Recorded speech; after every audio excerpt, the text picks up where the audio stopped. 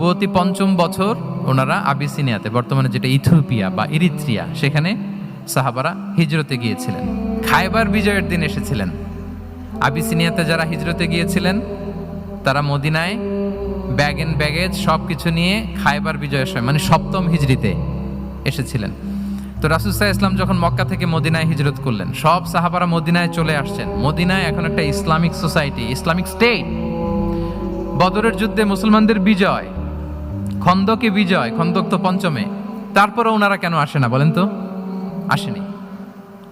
সপ্তম হিজরিতে এসেছেন।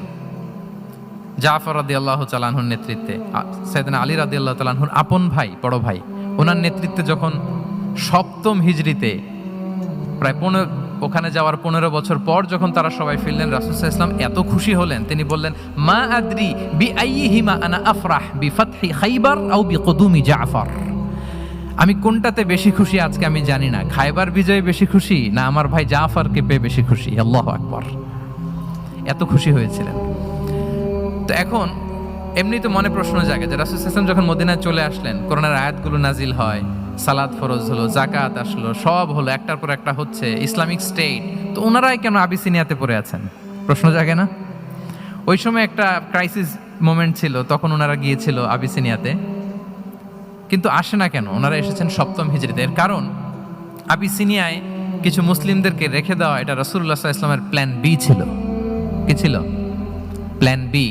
রাসূল সাল্লাল্লাহু আলাইহি ওয়াসাল্লাম অপেক্ষা করছিলেন যে মদিনাকে প্রথমে ইন্টারনাল যত থ্রেট আছে এগুলো থেকে মুক্ত করতে হবে, এরপরে মদিনাকে যত এক্সটার্নাল থ্রেট আছে এগুলো থেকে মুক্ত করতে হবে। সব যখন মুক্ত করে উনি দেখলেন যে না, মদিনা সেফ জোন, এখন আর আলাদা একটা বেজ, একটা এক্সট্রা সেফ জোন বা এডিশনাল বেজ আমার কোথাও দরকার নাই। তখনই তিনি লোক পাঠালেন যে যাও, জাফরের নেতৃত্বে আবিসিনিয়ায় যারা হিজরত করেছে তারা সবাই মদিনায় চলে আসো। সুবহানাল্লাহি বিহামদি।